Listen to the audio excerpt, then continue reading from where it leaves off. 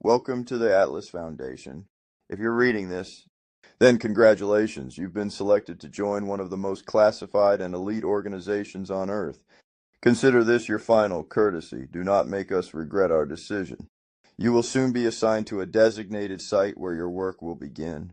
A secondary orientation will be conducted upon arrival. If you have a family, be advised, this job demands sacrifice. Distance is recommended. Should you choose to decline your position at any point, inform your overseer. Your memory will be erased, and you will be returned to the location where you were first retrieved.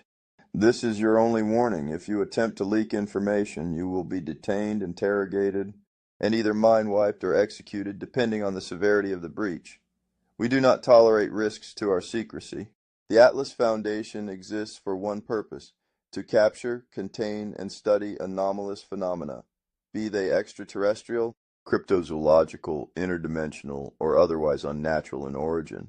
These entities, objects, and places defy conventional understanding and pose both catastrophic danger and revolutionary potential. You will see things your mind cannot fully grasp. Some are driven to madness, others never return the same. But if you endure, you will gain access to knowledge and opportunities far beyond the reach of ordinary humanity. You now serve under the motto CCS, Capture, Contain, Study. This is your life now. Welcome aboard. Security Clearance Protocol. Security clearance is not just a formality, it is the backbone of operational safety within the Atlas Foundation. Access is strictly regulated.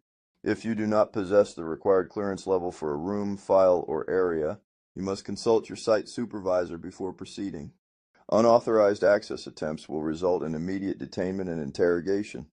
All personnel begin with Level 1 clearance, which permits access to personal quarters site, dining hall, assigned laboratories. Clearance levels increase based on time served, performance, and need-to-know basis. Level 2, granted after a minimum of 3 months of service, allows limited access to shared resources, additional labs, and low-threat containment sectors. Level 3, granted after 1 year of service or by exceptional merit, grants access to moderate threat anomalous zones, restricted archives, and cross-department collaboration. Level 4, awarded after 2 years of continuous service.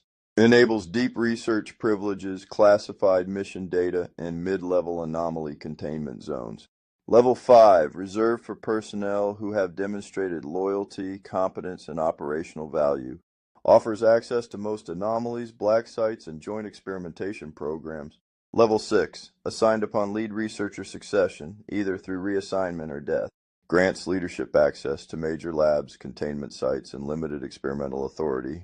Level 7, given to site managers, also known as overseers. Holds control over all site operations, personnel, and classified data within their jurisdiction. Level 8, granted to multi-site directors managing 2 or more facilities. Few ever reach this level. It is typically accompanied by global operational oversight. Levels 9 and 10, classified, no details will be provided. Clearance will only be granted on a need-to-know basis and with direct approval from the board. If you have any further questions regarding your security status or believe your clearance should be reviewed, direct your inquiry to your site manager or assignment leader. Remember, clearance is earned, not given. Anomalous Classification Protocol. Anomalous classification is the standardized system we use to categorize the origin, nature, and dimensional properties of an entity, object, or location. This classification includes, but is not limited to, origin species or type dimensional attributes, homeworld or point of creation, stellar system, timeline of origin. For example, you, as a new recruit, are classified as species human planet, Earth star system, Sol timeline 1. Entities originating from alternate timelines, non-Earth planets, or non-Euclidean dimensions will be assigned specific designations according to their anomaly profile. This classification assists in determining the containment protocols, research restrictions, and clearance level required for interaction.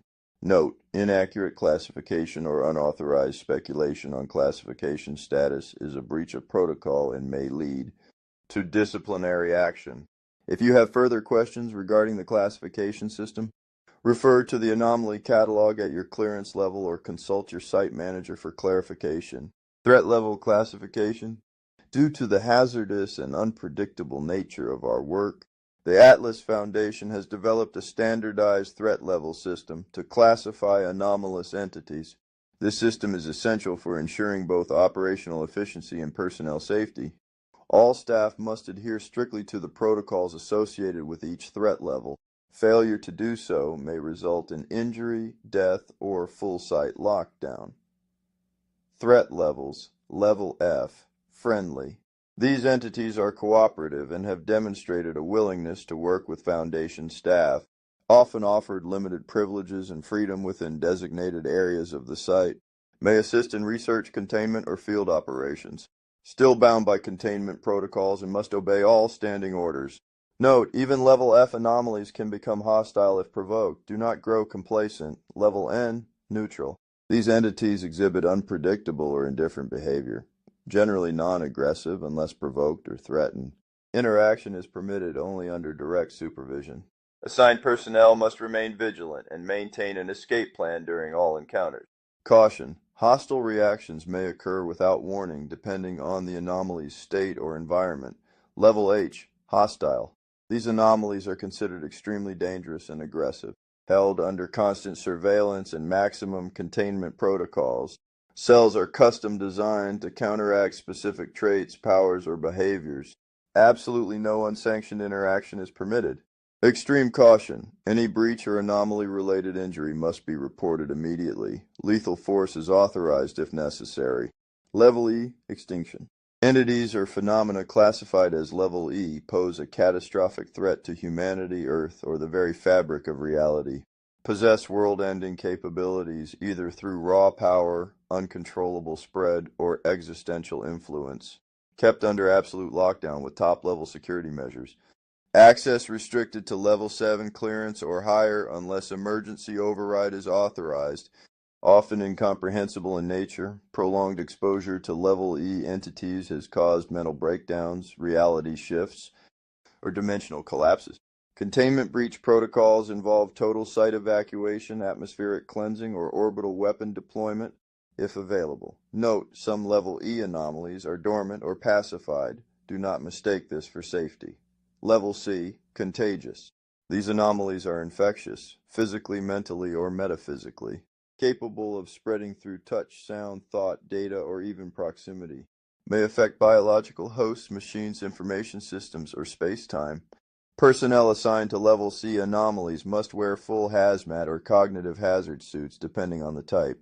Quarantine zones must be maintained at all times with decontamination procedures strictly enforced. Infection or exposure must be reported immediately. Do not attempt to self-treat or hide symptoms. Warning, some Level C entities possess mimetic, psychic, or digital vectors capable of bypassing conventional defenses. These classifications are not assigned lightly. If you are involved in the research or containment of Level C or Level E anomalies, understand you are operating at the very edge of science and possibly existence. Consult your site overseer before engagement. Remember, you are expendable. The world is not.